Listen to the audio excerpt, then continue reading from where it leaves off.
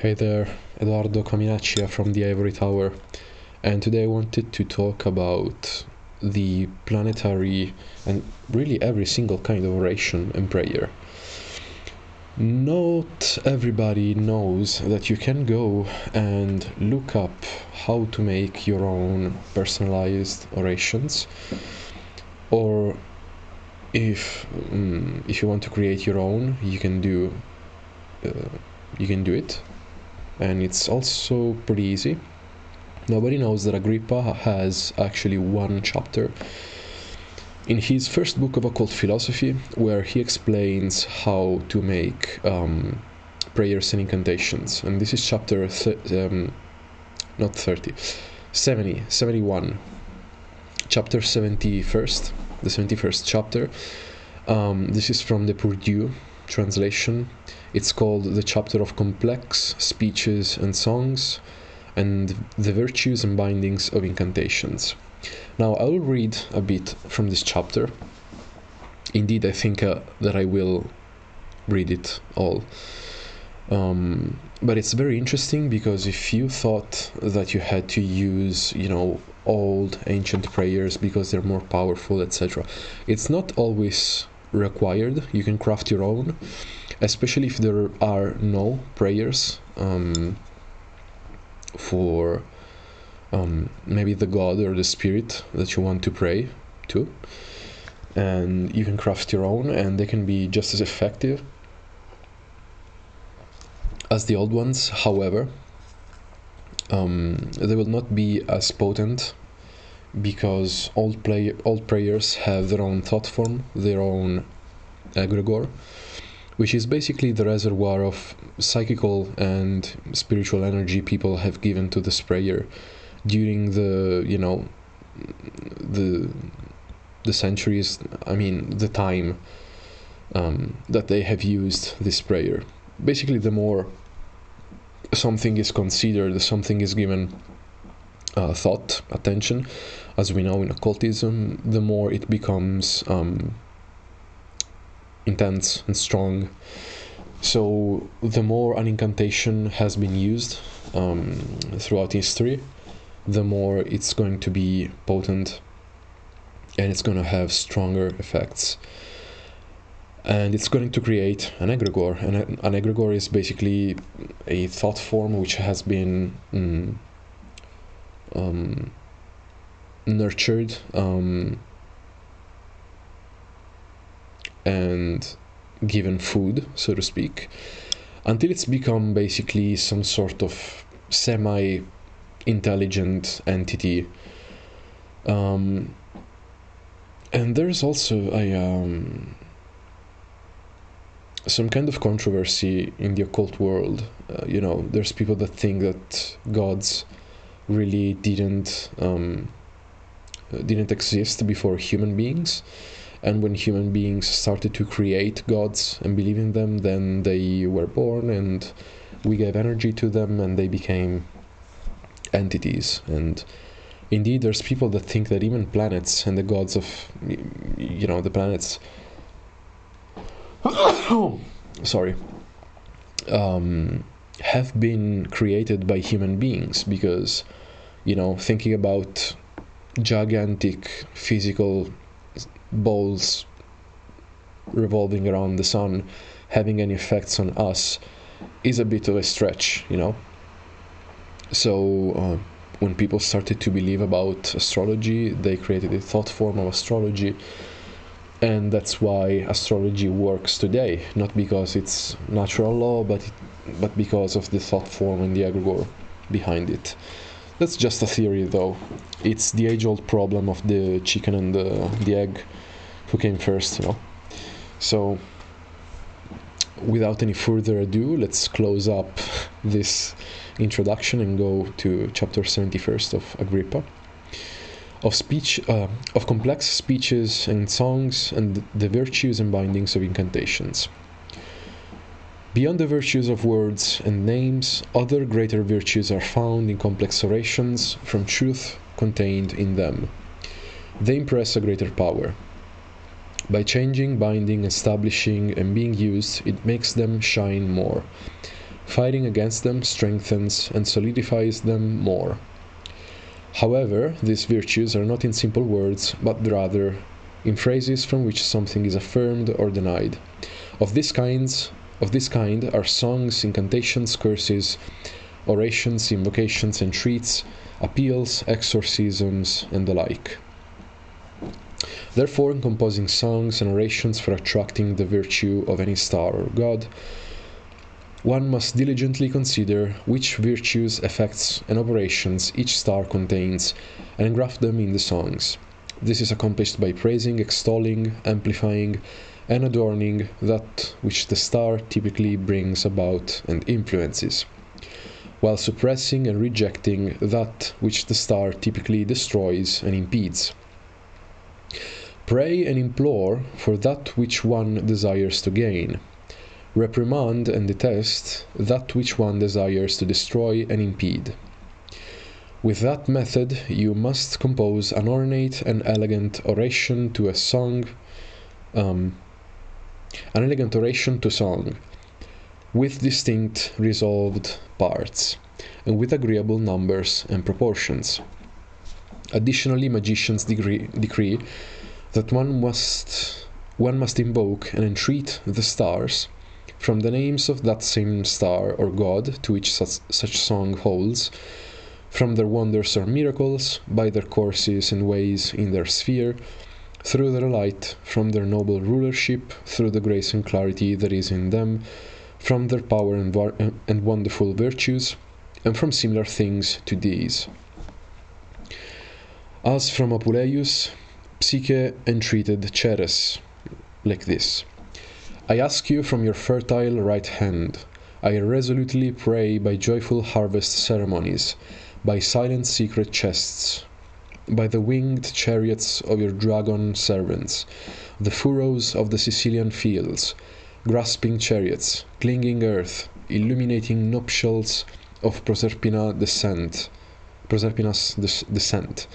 Your daughters return to luminous discovery, and other things silently held in your sanctuary at Eleusis in Attica. End quote. Additionally, with the many names of the stars, they also order us to invoke by the names of the intelligences presiding over the stars, of which we will speak more in their place. But if one wishes more of these examples, they must search the hymns of Orpheus, of which nothing is more effective in natural magic, if due harmony is used with full attention with other circumstances, as wise men know. But we must return to our subject. Therefore, suitable songs of this kind, duly composed for the rule of the stars, full of meaning and feeling, recited with suitable vehement affection, and then according to their signification, to the number and proportion of their parts, to the form resulting from their parts, and through the impetus of the imagination, accords a strong power in incantations, and immediately transfers into the thing enchanted to bind and direct it in the direction the affection of the speech and incantation is intended. However, the instrument of the incantation is a certain pure spirit, harmonious, warm, breathing, and living. It brings with it movement, affection, and signification. Its parts are composed and endowed with sense, and finally conceived with reason. Therefore, from this spiritual quality and by celestial similarity, besides what has been said, and also from the appropriate time, songs receive from the heavens excellent virtues, indeed more sublime and efficacious than spirits and vapors evaporating from vegetable life, from herbs, roots, gums, aromatics, fumigations, and the like. Therefore, when magicians enchant things, they often blow and breathe unto them words of songs, as if breathing the virtue of the spirit, so that the entire virtue of the soul is directed into the thing enchanted, disposing it for accepting said virtues. And it must be noted that all orations, writings, and words, as by their customary numbers, proportions, and forms, induce movements. Thus, besides their usual order, they also proceed or write backward for bringing about uncustomary movements. So many incredibly interesting things in this chapter, in chapter 71st of Agrippa's first book. To make a synthesis, basically when you want to make an oration, you have to praise, extol, and, as people say, butter up the spirit of the star, and praise and extol their qualities, what they do, what they are, what their influences are. And also you have to detest and reject that which the star impedes or destroys, as Agrippa says. And then he says, with that method you must compose an ornate and elegant oration to song, which with distinct resolved parts and with agreeable numbers and proportions. So of course, if you want to create something that uses a certain amount of verses, maybe also uses rhymes, that's even better. Then of course you have to invoke the name of the star. Basically the structure of the prayer is calling forth the spirit or the star or the god, whatever. Then you have to praise them for their qualities and that which they do or influence. And then you basically ask what you want of them to do. And then there is the license to depart, or the thanksgiving and goodbye, the goodbyes. And we have seen a piece of the opera of Apuleius, where he makes Psyche talk to Ceres in a specific way. I ask you from your fertile right hand, pray by joyful harvest ceremonies, etc., etc. And as you can see, these are all things which are attributed and associated to Ceres.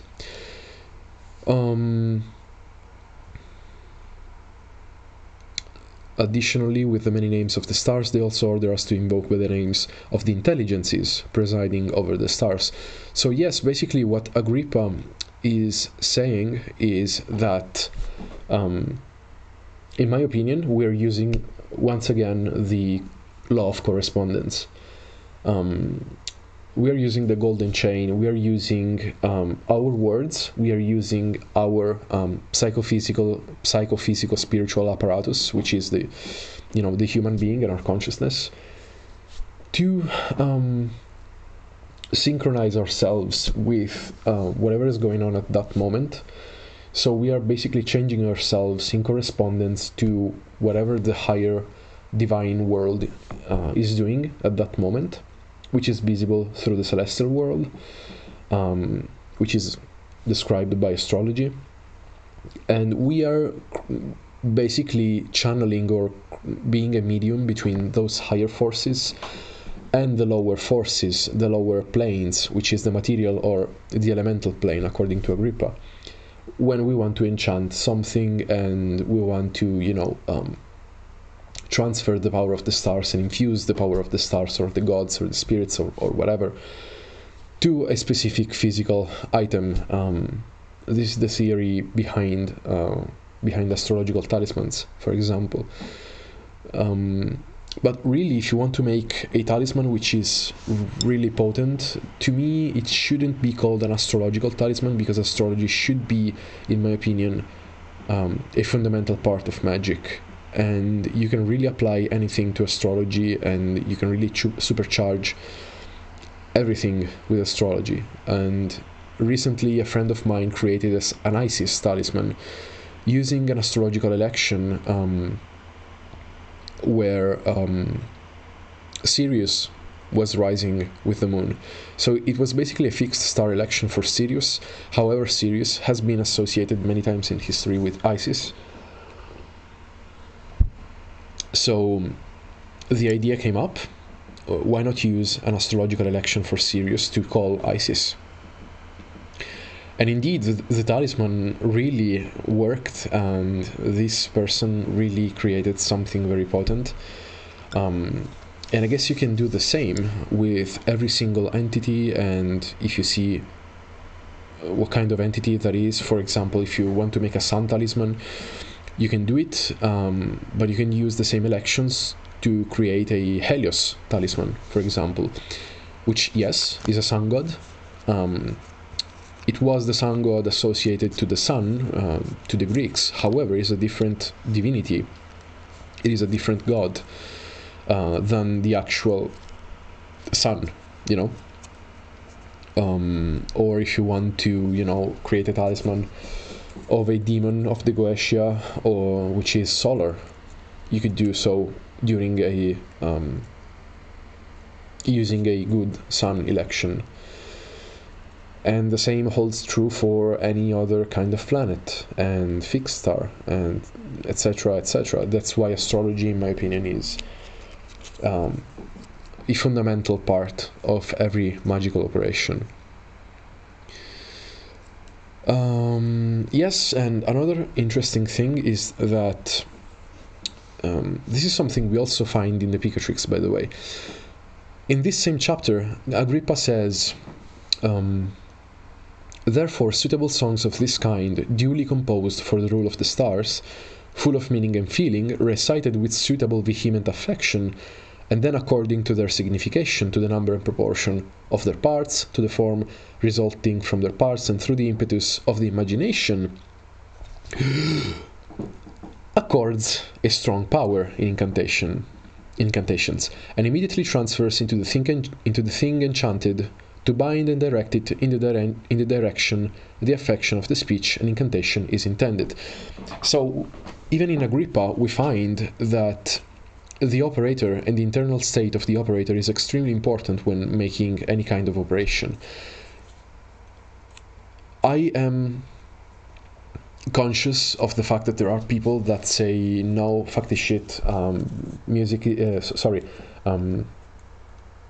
magic is technical, is fully technical, you don't have to, you know, think about anything, your internal state, your emotions don't mean shit, you don't need those, it's all technical, you have to have the right symbols, the right tools, and you have to say the right things to the spirit, otherwise the spirit may not understand you, or worse, trick you, etc., etc. But what transpires here, what comes up here from both Agrippa and the Picatrix, if I'm not mistaken, in one of the first chapters of the Picatrix, is that the operator is very important. And if you, of course, if you're working with spirits, that's less important because spirits are external. But if you want to enchant something, we can see here that the instrument of the incantation, and I'm quoting, is a certain pure spirit, harmonious, warm, breathing, and living. It brings with it movement, affection, and signification. Blah blah blah. Therefore, from this spiritual quality and by celestial similarity, besides what has been said, and also from the appropriate time, songs receive from the heavens excellent virtues. So you gotta have a spiritual quality inside of you, and basically we're back to correspondences. You have to seem to resonate. I don't know what other words to use. You have to be resonating. You have to resonate with the higher worlds, and you have to tune yourself to what is going on in in terms of correspondences. Sorry, I had to blow my nose. So you have to okay, you have to tune yourself to whatever is going on, and whatever is going on must be in tune with you. So let me rephrase that. So let's make an example. Examples will save the world. So let's say you want to curse somebody, and if you're angry, of course, you're going to have much more energy, and you're going to send the anger energy to that person. Can you really curse somebody out of love? I don't know. If you want to do a working, a love operation, a love spell, or something, can you do it when you're pissed off? Can you do it when you're angry? Can you do wealth magic when you are desperate? I mean, if you call a spirit, maybe. However, if you're making a talisman or making an incantation and the operation is based on your internal power, I don't think that is going to end well. Mainly because there's a dissonance. So, yeah, I think that it all goes back to the doctrine of correspondences. And all these chapters, if you look, if you read behind the lines, in between the lines, there are certain, universal laws that you can infer from all of this. And one of these, in my opinion, is the law of correspondences. Let's see what else is there in the chapter of Agrippa.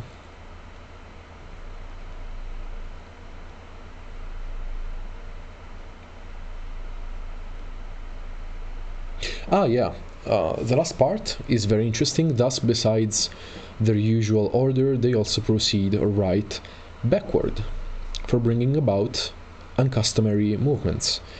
This is a very interesting thing. Surely this is something that could be explored by the daredevil practicing occultist.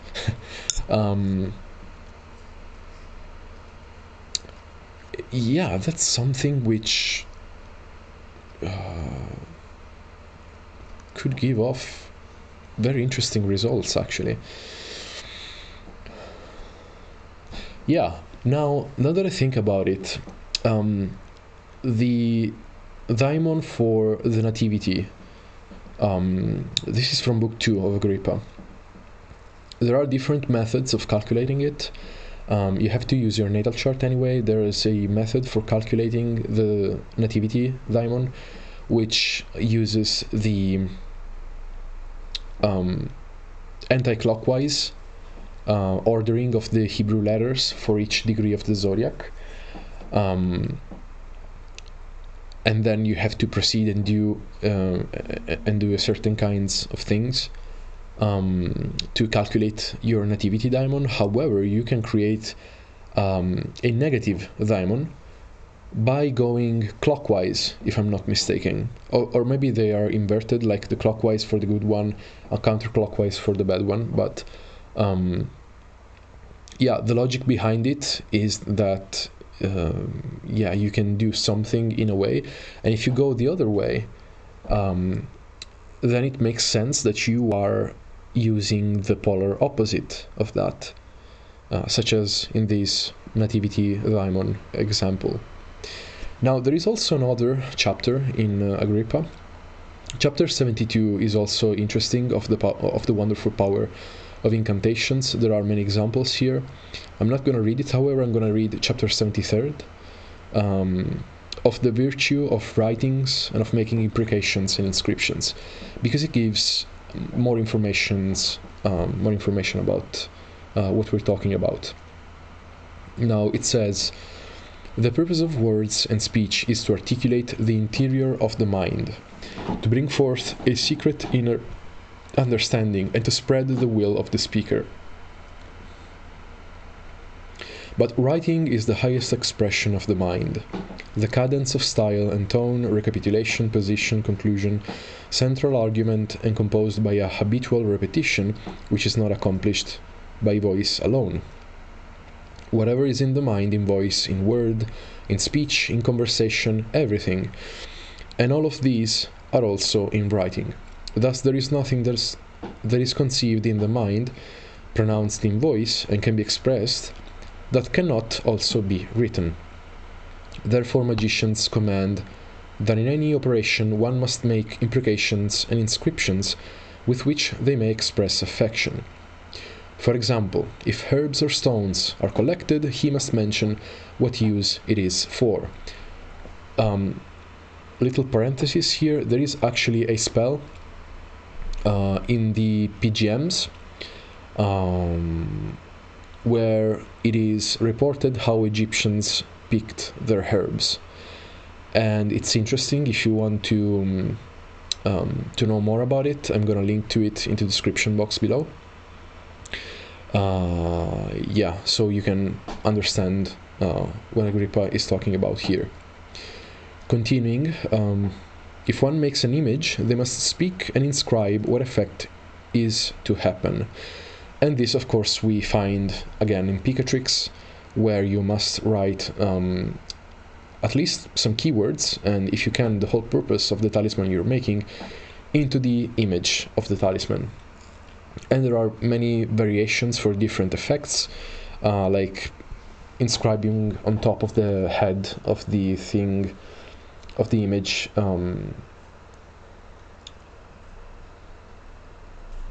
the effect that you want. If you want it to manifest publicly, if you want it to be positive, it has to be written into the breast of the image. If you want it to be negative, it must be inscribed in the back of the image, etc., etc. So indeed, of imprecations and inscriptions, Albertus in Speculum likewise does not disagree. Without such things, our works would not be brought into completion, as an orderly arrangement does not cause an effect, but the act causes an orderly arrangement. So again, we find here the doctrine of correspondences. An orderly arrangement does not cause an effect, but the act causes an orderly arrangement. This is very interesting. Going on, we find the same teaching, which was the kind used by the ancients. This also Swedenborg. Swedenborg talks about the same doctrine of correspondences and says that the ancients were very much used to using the correspondences, and then it was perverted into witchcraft, and it brought the downfall of mankind and blah blah blah, which may have been true. However, we don't really care about bringing the downfall of humanity once again upon us, right? We care about the knowledge. So he says, we find the same teaching which was the kind used by the ancients in the testimony of Virgil himself, where he sang, quote, "First 3 threads in 3 different colors I tie around you, and around the altar 3 times I lead the image." And somewhat later, "Tie 3 knots in 3 colors amaryllis, tie amaryllis, and in thy manner you say, to Venus I tie these chains." And in the same place, "As the clay hardens and as the wax melts, with one and the same fire, thus Daphnis our love." So, as you can see, what I read into this is that you're using words to create some sort of correspondence with your working. So your words have to correspond to your working. The meaning of your words must correspond to your working. There is a passage in Picatrix, if I recall correctly, where Hermes is cited, is quoted, saying that if you want to create love between two people, you have to use, you can use an imprecation or an incantation, which has to be of the same nature of the work you are doing. So if you want to create love, you should say something like, "I bind these 2 persons in love and in union, like the sky, the night sky and the stars are united, like water and earth are united, like fire and air are united, etc., etc." Or, reasoning by correspondences and reasoning by, mythology and symbolism and stuff like that If you want to create something which is more of a lustful kind of binding, or a lustful kind of spell, you could say something like, I unite thee, like Venus and Mars are united in the might and in the power of sex and love, like the penis and the vagina are united during the copulation act, like the seed is inserted into the womb of the earth, so that the tree of our love may spring. I don't know, something like that, which is very symbolic, it's poetic, and the most important thing of all, it corresponds, it makes sense. A seed into the terrain, into the dirt, can be reminiscent of sperm and the ovaries.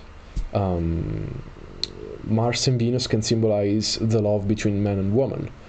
The blooming plant can be the love that blooms from the sexual act and from the passion between the two of you.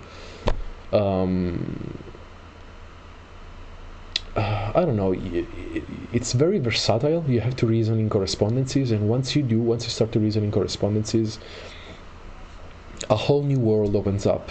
You are not tied by books anymore. Literally, you can do whatever you want. You can experiment with whatever you want.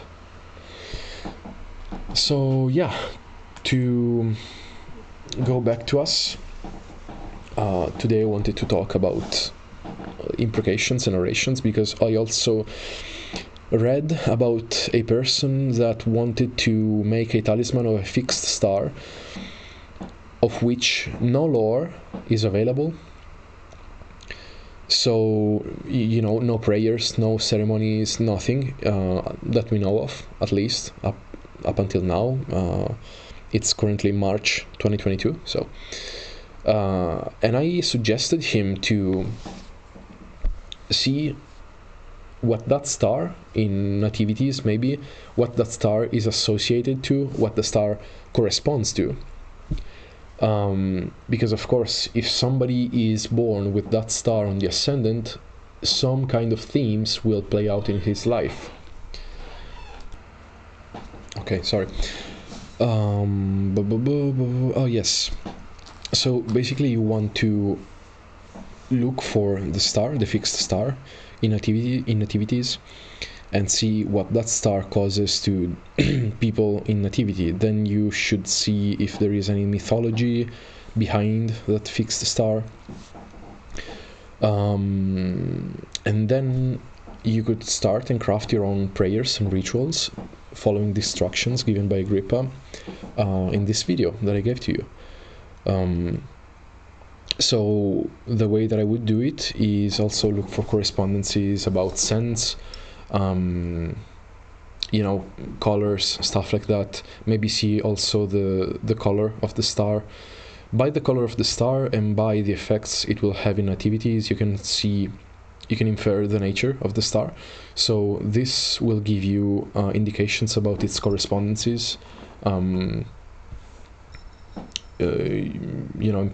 About scents, colors, and stuff like that. Sorry.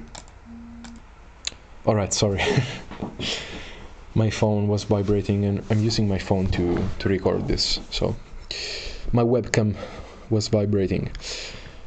So already the nature of the planet will give you information on what kinds of colors, incenses to use, maybe even items, stones and stuff like that. And then of course, the more you work with that spirit, be it a fixed star spirit or some other spirit, you can ask the spirit maybe to come into your dreams, or if indeed you're one of the fortunate ones that is able to have clairvisions, clairaudience and stuff like that, you can ask the spirit to communicate those things to you. If you're not, you can use dreams to invite the spirit in your dream space and communicate you more accurate information. But for starters, crafting your own ritual and your own prayer based on the informations that you can get and using your brain to understand what the correspondences are is a good starting point. And indeed, you can do so for everything, for every single entity, not only spirits or demons or angels, archangels, stars, planets, stuff like that, but also you can do so with the spirit of everything. There's people that have modified the consecration ritual to Helios in the PGM to use it on their car, which wasn't working, and the car started to work again. Or maybe to your computer because it's not working, it's freezed, and you can try and address the spirit of the computer. Yes. After participating to family constellation works for many years, I am more and more convinced that the animist view is the correct view.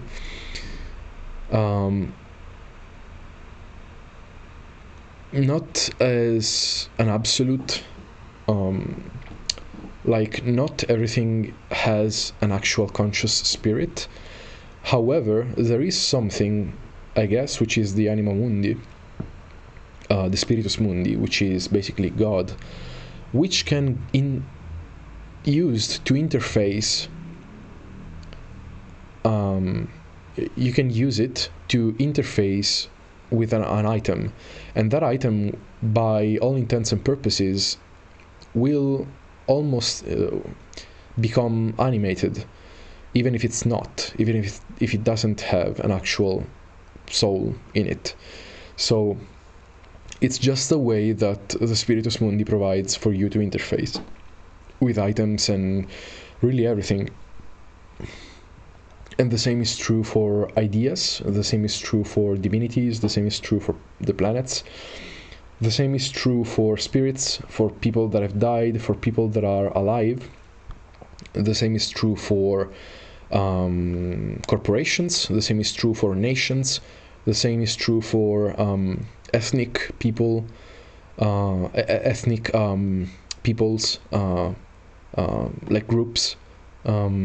The same is true for families. The same is true for, I don't know, the first man ever created, or your organs, the parts of your soul, the nefesh, the ruach, the neshama, etc.